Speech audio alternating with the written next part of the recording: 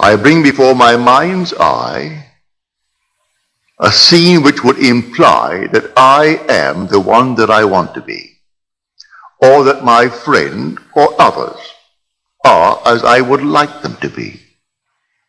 I try to confine it within the framework of the golden rule, that is, doing unto others what I would love them to do unto me, and not to go outside of that rule. It's such an easy thing to practice. Would I like the good that I ask of them? Yes. Like it for myself? All right, then ask it for them.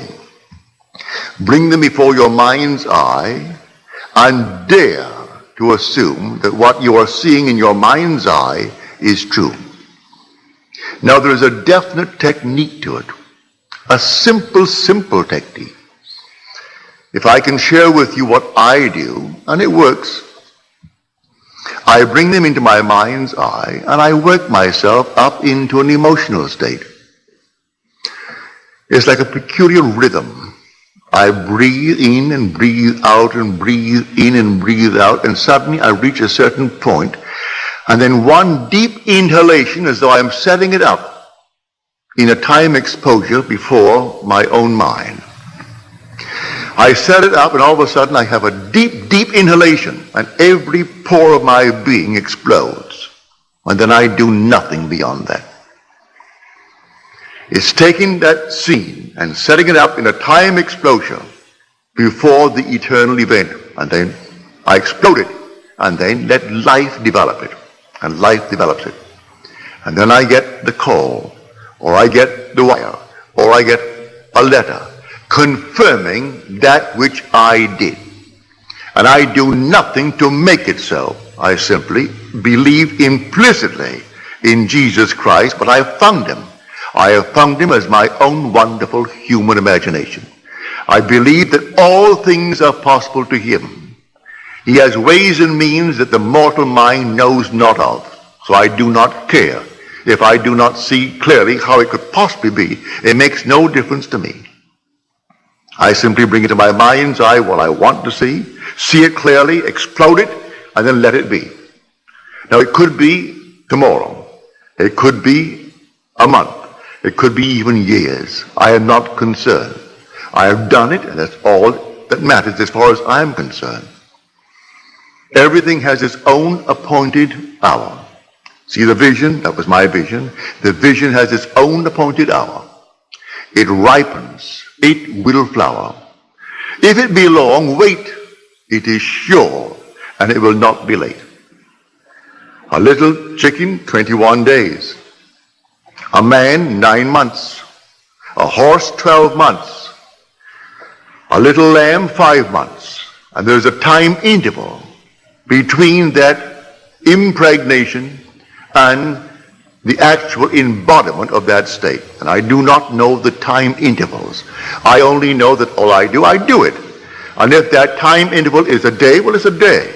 If it's going to be a month, let it be a month. I do not know the time intervals between my vision of you being the one that you want to be and you becoming that which I have assumed that you are. I do not know the time interval. But there are time intervals between the impregnation and the birth of that impregnation. But I tell you, it works. So I do not need to ask anyone or turn to anyone. Not that I am not saying to you, turn to me, if you have confidence that I can use a law that you are not yet aware of or feel that you cannot quite master it. I invite you to turn to me. Cost you nothing. I charge not one nickel for it. To me, it's a simple technique, a simple process. And I look upon it just as this. If this hand is itching now, and the back of the hand is itching, this hand is easier for me to use to scratch it and relieve the itch than to take this and try to reach it with my fingers. I can't get back and reach it, but I can get it with this. It's the same body. So I call upon myself.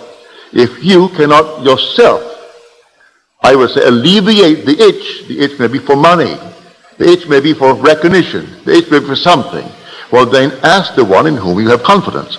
If you have confidence in the speaker, all right, ask me. I tell you, I don't charge.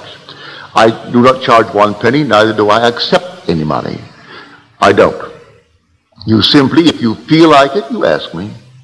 And I will, to the best of my ability, simply feel within myself that things are as you desire them to be, providing it comes within the code of my, what I call my ethical code. That it is not at the expense of another aspect of my being. Don't ask me to hurt anyone in this world, because I could not. I would not ask anyone to be hurt. But if you want recognition in this world, you want money in this world, you want comfort in this world, I see nothing wrong in that, because these things I would want for myself. So I put them within the frame of the golden rule and ask for them. It's a simple, simple technique. So let us discuss how things are brought into being. Well, how are they brought into being? By your own wonderful imaginal acts. That's how they're brought into being. Because your imagination is God. Your imagining, that is God in action. Do you know what you would love for yourself and for your loved ones in this world? Assume that you have it. And that assumption, though at the moment, is denied by your senses, denied by reason. If you persist in it, because you believe in him, it will harden into fact. And no power in the world can stop it. It can't stop it. But I can tell you the interval of time between your assumption and its hardening into fact. But I promise you from experience, it will harden into fact. But do it in love. May I tell you? Whenever you are in doubt, do the loving thing. And you've done the right thing. If ever in doubt, ask a very simple question. Would I like it done to me? If you can answer in the affirmative, then do it. And you cannot go wrong if you use that as your guide. Now, before we go into the silence, let me once more try to explain this simple, simple technique. You will have to practice it and use your own rhythm. You don't have to be in church to do it. You can be sitting here tonight. You can be at home listening to nice music. You can be simply relaxing with a drink. It doesn't matter what you're doing and where you are, but want to do it. Get into a lovely, quiet, relaxed frame. No so-called holy attitude. Forget that. You're holy when you're in love. God is love. So you would love it for someone else. That is all that you need. That mood. Wouldn't it be wonderful if she actually had it? If he had it? If they had it? Also, you know exactly what you want now. And then you imagine you are seeing them. You can see them in your mind's eye and see them vividly. And then breathe yourself into a rhythm. They're telling you that they have it. And you're getting yourself worked up emotionally because they're telling you that they have exactly what you know they would want in this world. And then you reach a certain point and you explode. Something actually goes out of you. It's power. You work yourself up into a certain emotional state and then suddenly you explode. And you feel everything go out. And you cannot repeat it. There's no desire to repeat it. It was an actual psychic, sexual act. But there's no physical act. There is no evidence of any physical act. But it's the same thrill that you would were it a physical act. Work yourself right up into that state and then let it go. And do not raise one finger to make it so, any more than you would after impregnation. What can you do after pregnancy is taking place? Nothing. Leave it alone and let it take place in its own good time.